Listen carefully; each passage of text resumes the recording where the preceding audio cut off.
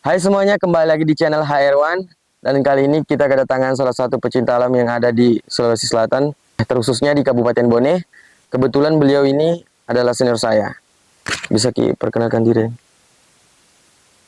Hai, nama saya Jusman Disyam, biasa dipanggil Elga. Dan kebetulan saya salah satu anggota KP Bayan Upenyuki dan saya angkatan pertama. Oke, Deng. Begini.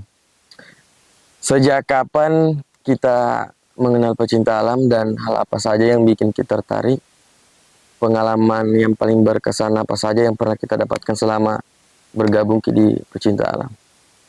Jadi tuh dulu tuh kayak gimana ya? Bisa dibilang tidak ada yang menarik sih bagi saya. Hanya saja saya menyukai yang namanya kema-kema. Dan waktu itu malam ya, kami duduk seperti biasa anak muda pada umumnya, cuman nongkrong aja depan rumah gitu. Terus ada salah satu temen yang datang gitu. Terus dia ngajakin, dia bilang, kamu suka kemah nggak? Kalau kamu suka, ayo kita ikut kemah gitu. Terus aku waktu itu ya spontan iyain aja. Nah pada saat itu sebelum masuk kita diberikan materi dulu, materi selama 3 hari. Terus nah tiba saatnya kami turun lapangan kemah. Dan waktu itu cuman pikiran saya itu cuman datang kemah terus pulang gitu. Ternyata pada saat di lapangan itu kita diberikan materi yang betul-betul bisa dibilang wow lah, karena nggak pernah terbayang sebelumnya. Kalau anak penyinta alam pada umumnya itu pasti tahu bahwa pendiksaran itu seperti apa. Dan waktu itu saya didiksar sekitar 7 orang. Dan yang paling menarik sih bagi saya, yang pertama kali saya bikin tertarik di untuk mengenal penyinta alam ini pada saat itu malam tiba.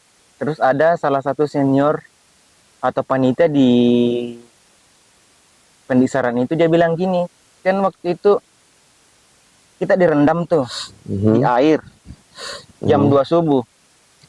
Dan senior itu bilang, dingin nggak? Ya pasti dingin dong. Dalam hatiku tuh bilang gitu. Mhm. Pas tanya dingin, dingin kah? Bilang dingin senior. Nah senior itu bilang, dia bilang gini, dingin yang kau rasakan saat ini itu jauh lebih dingin lagi ketika kita mendaki. Nah, dengan kata-kata itu tuh saya penasaran. Kan setahu saya itu kan gunung itu tinggi tuh. Mhm. Nah, pemikiran saya ketika gunung itu tinggi, maka gunung itu akan dekat dengan matahari. Kenapa bisa dingin? Nah, pada saat senior saya bilang gini, di pendakian itu jauh lebih dingin daripada yang kau rasakan sekarang ini. Padahal waktu itu jam setengah 2 subuh gitu. Nah, dalam hatiku, oh, pasti bohong nih orang nih. Mhm. Nah, pada saat setelah selesai pendiksaran, kebetulan kami diajak untuk pergi mendaki di bawah Karaeng. Itu tahun 2009. Nah, di tahun 2009 itu bisa dibilang pendaki itu masih banyak yang pakai tenda coto lah. Salah satu kami masih pakai tenda coto karena organisasi Bayonet itu lahir tahun 2008, sementara saya masuk di 2009 angkatan pertama. Jadi fasilitas Bayonet itu masih minim. Nah, di situ saya rasakan bahwa oh, benar yang dikatakan senior ini. Ternyata di atas gunung itu memang dingin banget gitu. Nggak nggak bisa habis pikir lah bagaimana rasanya kalau di gunung. Dan kalau setahu saya, setiap gunung Mhm. itu memiliki eh, Hal mistis. ya, kalau berbicara masalah mistis, semua gunung yang pernah saya daki ya, ini berbicara masalah pribadi saja, nggak bisa dicerita kalau nggak pernah datang. Mhm. Selama di petualangan itu, seperti misalkan Bawah Karaeng, Latimojong, Kalamiseng, pernah juga di Kalimantan 2 kali. Sejoli sama apalagi namanya ini satu. Yang jelasnya di Kalimantan Utara. Dan setiap gunung itu memiliki mitos masing-masing. Dan kalau saya secara pribadi, Yang menarik begitu dan yang menarik. kalau yang menarik itu semua gunung sih menarik. Mhm.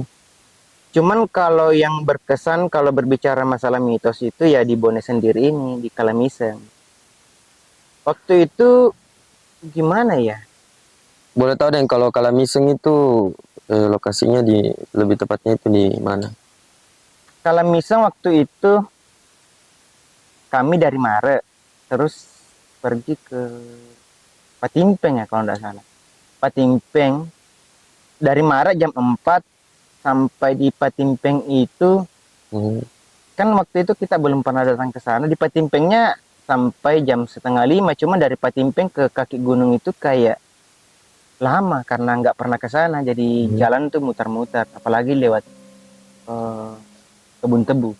Nah, di situ pada saat sampai di kaki gunung itu di rumah warga itu sekitar jam 9:30 karena kami rombongan waktu itu. Sekitar 13 orang kalau nggak salah deh. Iya, Ya, itu di angkatanmu kayaknya tau. Iya.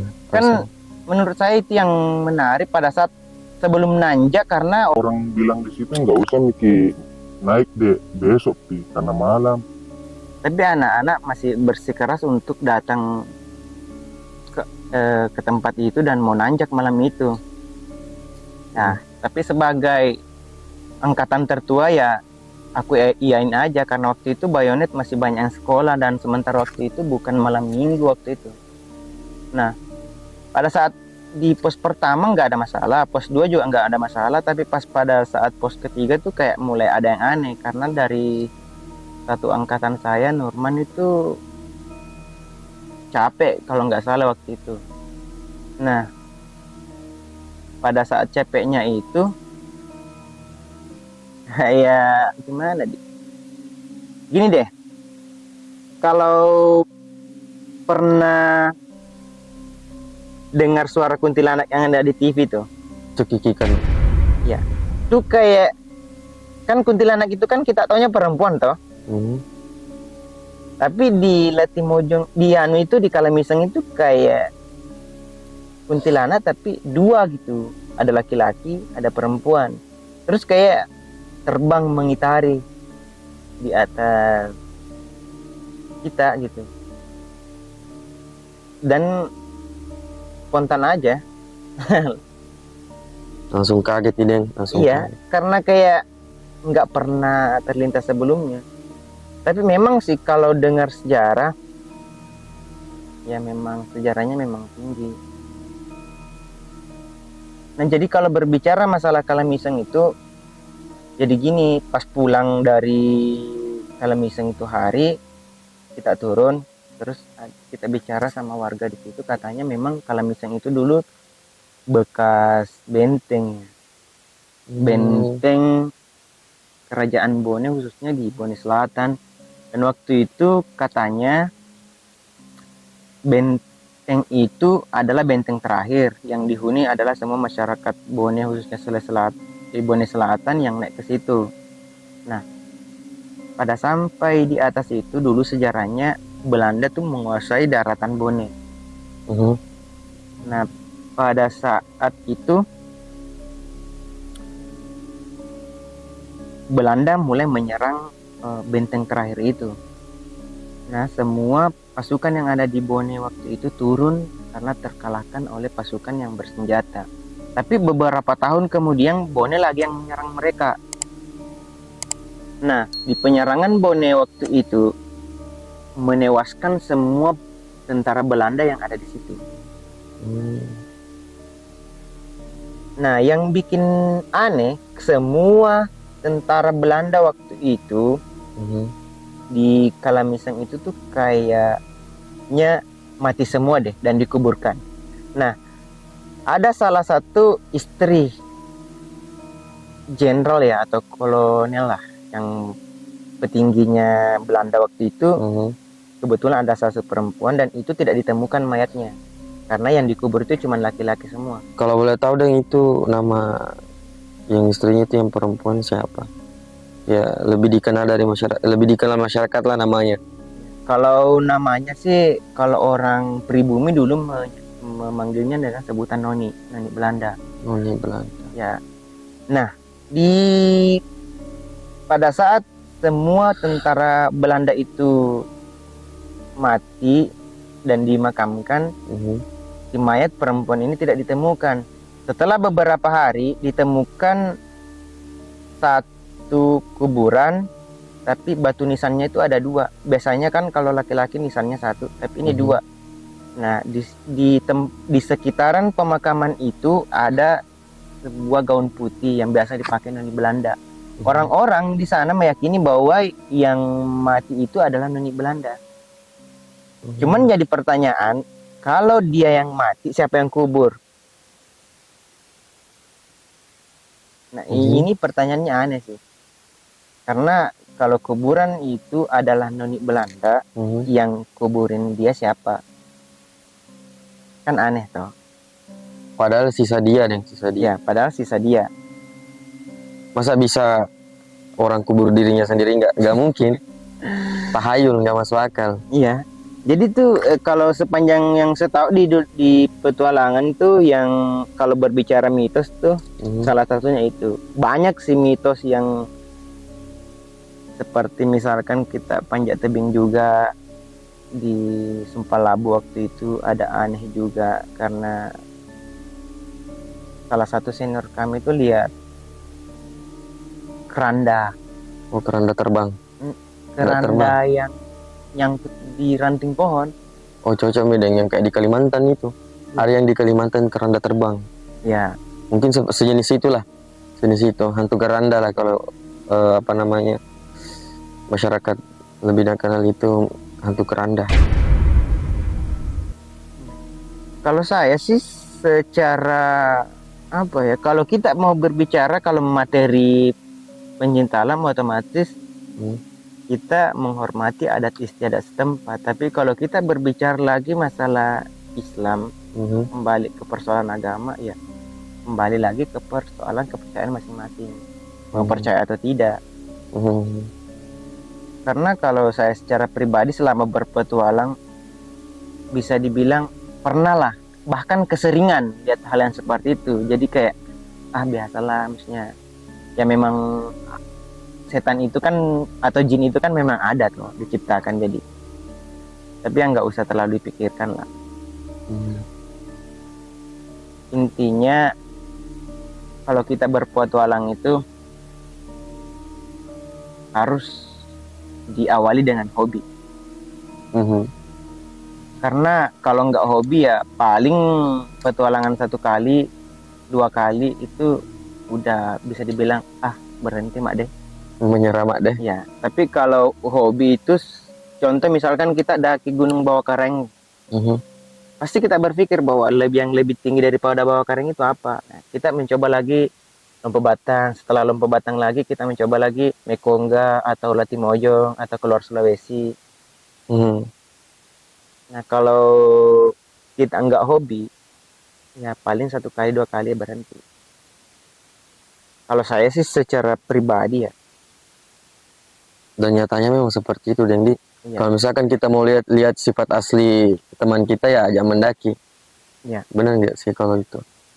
Ya kan gini, salah satu senior kita ya di petualangan itu namanya Santi Putri Ayuningsi. Kebetulan salah satu pendirinya Bionik itu kan ada satu cewek ya. Kalau nggak salah dia pernah bilang gini, dari jauh pun gunung itu akan tetap terlihat indah.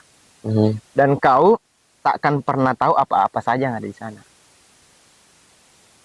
Dan memang benar kan. Tapi setelah saya masuk di petualangan, di pencinta alam, saya tambahkan kata-kata itu tadi. Dari jauh pun gunung itu akan tetap terlihat indah. Dan kau takkan pernah tahu apa-apa saja yang ada di sana.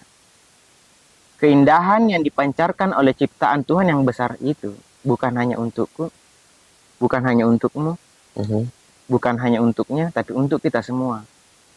Dan pesan dari gunung itu pun sampai kepada aku dan berkata, wahai saudaraku, datangi aku, jejaki aku, dan kau akan kuberi arti. Karena kalau saya sih, setiap gunung, setiap kita nanjak itu, kalau kita kejar yang namanya puncak, otomatis yang kita rasakan itu cuma capek.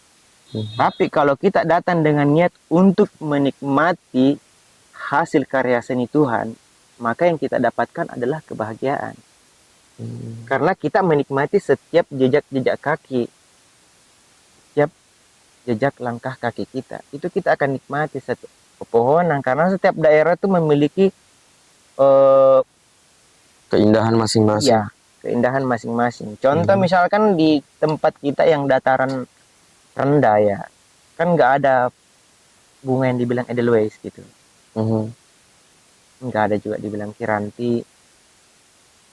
Jadi itu kayak ada hal lah yang kita dapatkan dari sana. Kalau saya percaya dengan satu kata Mhm. yang mengatakan bahwa ikutlah bersamaku mendaki dan kau akan tahu bagaimana aku menjagamu. Karena seakrab-akrabnya pun kita sama seseorang, kalau kita nggak pernah mendaki bareng sama dia, itu kita nggak akan pernah tahu sikap aslinya seperti apa. Karena di pendakian itu udah mulai capek, kedinginan, lapar. Nah kalau dia memang care sama kita istilahnya, peduli sama kita. Contoh misalkan kita bawa care, itu otomatis dia akan membantu kita itu. Dan ini dia yang biar saya angkat. Kan kalau nggak punya rasa peduli sama kita, paling dia biarkan kita aja gitu. Atau gantianlah ambil air, gantian nyalakan perapian gitu. Jadi Deng, apa namanya? Jadi begini. Untuk pesanta ini, pesanta untuk para pecinta alam pemula lah. Lebih memberikan mereka pengetahuan agar tidak melenceng lah. Karena banyak sekarang saya lihat pecinta alam itu melenceng sekali. Iya. Melenceng sekali karena kenapa? Ada pecinta alam itu dia naik ke gunung hanya sekedar menikmati tapi tidak melestarikan alam. Jadi pesanta untuk mereka itu seperti apa? Bisa Ki? Jadi gini, kalau berbicara masalah pesannya, berarti kata-kata yang harus ucapkan kepada mereka. Tapi gini, kalau dasar pencinta alam yang saya tahu itu ada 4M itu. Menanam, membersihkan, merawat, menjaga, dan menikmati.